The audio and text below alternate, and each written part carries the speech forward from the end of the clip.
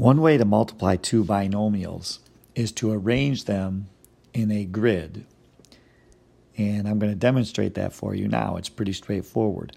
Since we have two binomials, we will need a 2 by 2 grid, which will look like a box. So you draw a square and then you make a big plus inside so that there are 4 smaller squares. And then what we do is, along the top of the grid, outside of the box, we will write the first binomial. In this case, it's 2x plus 3. Over the first empty square, we will write the 2x. And over the second empty square, we will write the plus 3. The second binomial, we will write along the left edge. So I'm going to put 4x next to the first empty box and plus 5 next to the second empty box.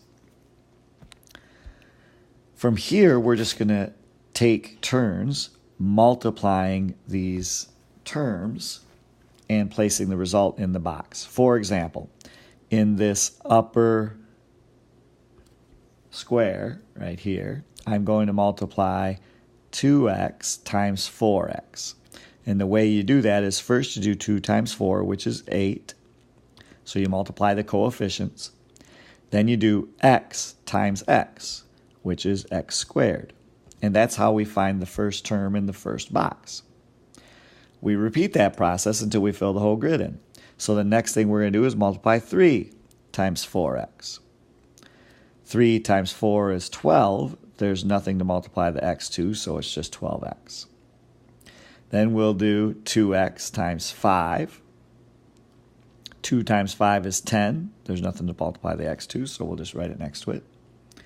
And finally, 3 times 5 is 15. So we've multiplied all of the terms. This is just a way to represent the fact that we have to distribute twice. You'll notice that oftentimes there will be like terms. In this case, on the diagonal, we have 12x and 10x.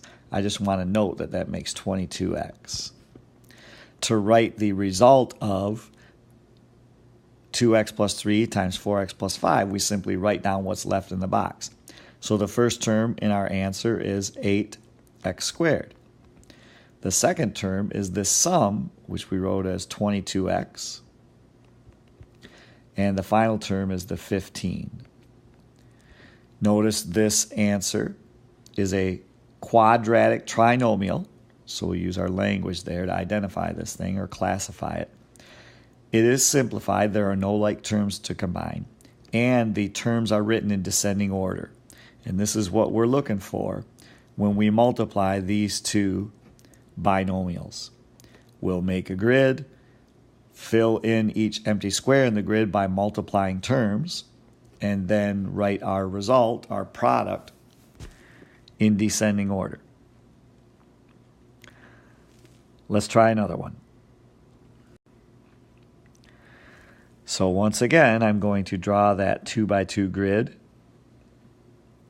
the square with a big plus sign in the middle.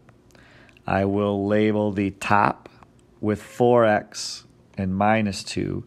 Notice I'm keeping that sign with the second term. Here we'll have 3x and plus 1. And then we start multiplying.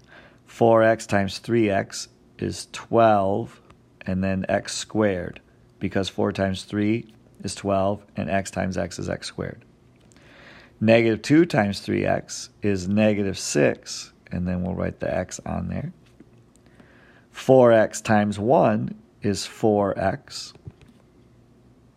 And negative 2 times 1 is negative 2. Again, notice we have these like terms. So I'm going to go ahead and combine those right now. Let's see, negative 6x plus 4x is negative 2x. And I'm ready to write my result, my product. The product of 4x minus 2 times 3x plus 1 is 12x squared minus 2x for the middle term, and minus 2 on the end. This is a quadratic trinomial in descending order, once again. Not bad. Okay, we're going to try one more. You're going to start seeing a pattern here because I set every problem up exactly the same way. I draw the box with the 4 spaces in it. On the top, I label the first polynomial, or the first binomial in this case. So I put x and then -2. The minus sign stays with a 2. And then here, 3x for the second polynomial. And the minus stays with a 7. So -7, -7. Then we start multiplying. Remember, an x is really a 1x. So this is 3 times 1, which is 3, and x times x, which is x squared. -2 times 3x is -6, and then write the x next to it. 1 times -7, 1x times -7 would be 1 times 7, which is -7 with x next to it, so -7x. And -2 times -7 is +14. As with the other problems, we do have like terms right here on the diagonal. That looks like it's -13x, so I'll remember that for my answer. Now we're ready. The product is 3x squared minus 13x plus 14. This is a quadratic trinomial in descending order. You're going to find that all the problems that we work on for the next few days are going to be linear binomials. That's what these are. And when you multiply them, you get a quadratic trinomial. So please take some time to practice this strategy, and we will see you soon to multiply some more complicated polynomials.